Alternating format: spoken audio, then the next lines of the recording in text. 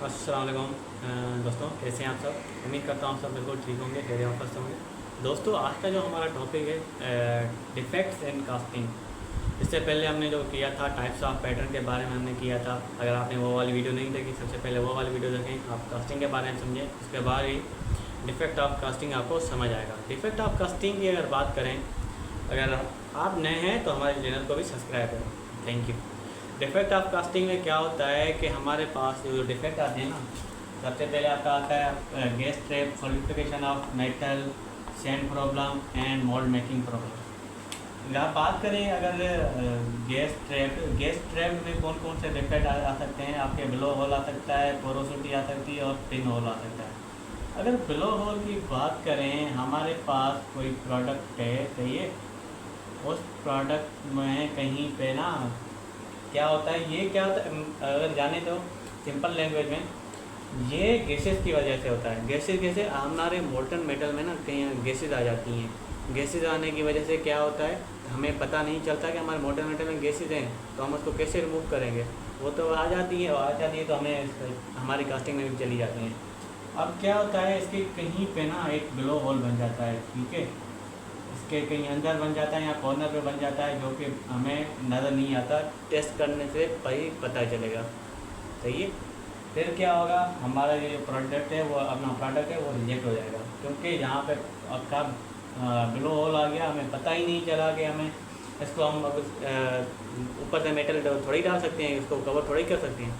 इसको क्या, फिर ये हमारा ये जो मेटल अपना प्रोडक्ट है, इसको रिजेक्ट किया जाता है, क्योंकि इसमें बिलो होल आ गया है। अगर बात करें पिन होल की, पिन होल क्या होता है ना, वो यूनिफॉर्मली डिस्ट्रीब्यूट होता है आपका, सही है, यूनिफॉर्मली डिस्ट्रीब्यूट होता है इस तरह का। बिलो होल एक होगा लेकिन वो बड़ा होता है। यहाँ पर अगर गैस ट्रैप हो जाती है तो निकलने की कोशिश करेंगी ना, तो इस तरह की आ जाती हैं कहीं पे, मत ये यूनिफॉर्मली आपका डिस्ट्रीब्यूट हो जाती हैं, छोटे छोटे ना आपके पोर्स बन जाते हैं, सही है। ये आपका हो गया पिन होल, अपना सॉरी पोरोसिटी। पोरोसिटी तो हो गई आपकी, पोरोसिटी गैस की वजह से होती है, सही है। और पिन होल, पिन होल की अगर बात करें ना, हमारे मोल्टन मेटल में क्या होता है, अक्सर हाइड्रोजन और आपकी नाइट्रोजन ना इसमें मिक्स हो जाती है, जो कि हमें पता नहीं चलता, क्योंकि ये तो इन्वायरमेंट में है ना ऑलरेडी। इन्वायरमेंट में मेटल का कांटेक्ट भी होता है, वो कांटेक्ट की होने की वजह से अक्सर क्या होता है, इसमें हाइड्रोजन या नाइट्रोजन आ जाती है। फिर पिन होल कैसे आ जाता है, पिन होल ऐसी तरह आ जाती है, कहीं पे कोने में आ गया या साइड में आ गया, कैसे भी आ जाता है फिर, ठीक है। वो भी छोटे छोटे होल होते हैं आपके, सही है। ये किस वजह से आता है, आपका मेनली आपका जो हाइड्रोजन है ना, हाइड्रोजन आपके अगर मोल्टन मेटल में आ गया तो आपका पिन होल आएगा, अगर आपके नाइट्रोजन आपके मोल्टन मेटल में आ गया तो आपका पिन होल आएगा, सही है। ये तो आगे गैस डिफेक्ट, अपना गैस ट्रैप अगर आगे हो जाए तो कौन से डिफेक्ट आएंगे। गैस ट्रैप में आपके आएंगे ब्लो होल, ब्लो होल के बाद आपका पोरोसिटी, पोरोसिटी के बाद आपका आता है पिन होल, सही है। ये आपके आगे गैस के हो जाते हैं। अगर हम बात करें, अगर सॉलिडिफिकेशन ऑफ मेटल की बात करें, सॉलिडिफिकेशन ऑफ मेटल में क्या होता है, सॉलिडिफिकेशन ऑफ मेटल में क्या होता है, कौन कौन से आपके आते हैं, मिश्रण आता है, कोल्ड शट आता है, हॉट क्लियर आते हैं और सिंके की वजह से आता है। अगर सबसे पहले हम बात करें ना मिश्रण, मिश्रण में क्या है, हमारे पास एक प्रोडक्ट है जो ये इस तरह की बनानी है हमें, सही है, ये हमें प्रोडक्ट बनानी है। लेकिन क्या होता है, जब हम मोल्टन मेटल डालते हैं ना, इसमें मोल्टन मेटल आ गया, लेकिन यहाँ पे आके ये सॉलिडिफाई हो गया, सॉलिडिफाइड हो गया, और हमें इस जगह पे हमारा मोल्टन मेटल पहुँच ही नहीं पाया। हम क्या, हमें जो डिज़ायर्ड टेम्परेचर होता है ना, अक्सर अपना 1700 पे हम टैप करते हैं, ठीक है, 1700 पे हमने टैप किया, लेकिन कभी कभी हमने जल्दी में 1600 पे टैप किया। 1600 टैप होने की वजह से क्या होगा, आपका यहाँ के जो प्रोडक्ट है ना, आपके पहले ही सॉलिडिफाई हो जाएगा आपकी पोजीशन में पहुँचने की जगह से पहले, ठीक है। इसमें टेम्परेचर का जो होता है, अगर आपका टेम्परेचर कम होगा या स्लो होगा, उस वजह से ये आपका मिश्रण होगा, क्योंकि हमें जो चीज़ ये इस तरह की चाहिए, इस तरह की हमें चीज़ चाहिए थी, लेकिन हमें जो चीज़ मिली है वो बनी है इस तरह की। ये तो बिल्कुल ही मतलब कि छोटा हो गया, आपका यहाँ तक तो पहुँचा ही नहीं, सॉलिडिफाई हो गया पहुँचने से पहले।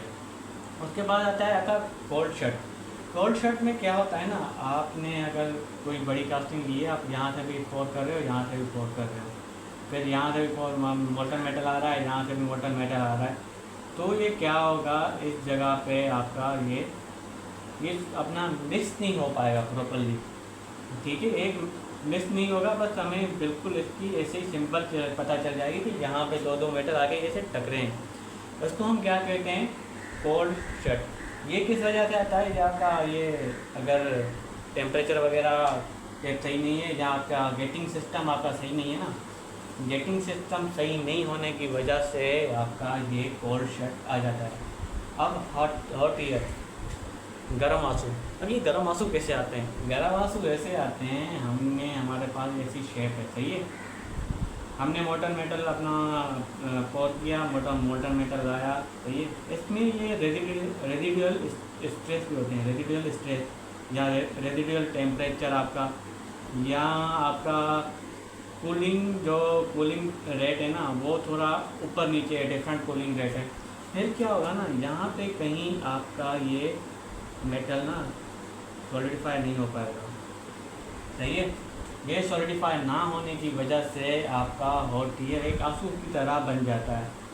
ये किस वजह से आता है, आपका टेम्परेचर की वजह से होता है, और आपका स्ट्रेस की वजह से आता है, और कूलिंग रेट आपका जब सही नहीं होता ना, तो ये आपके हॉट ईयर बनते हैं, सही है। ये हमारा हो गया हॉट ईयर। अगर श्रिंकेज अगर अलाउंस की बात करें, श्रिंकेज अलाउंस में क्या होता है ना, जो हमारा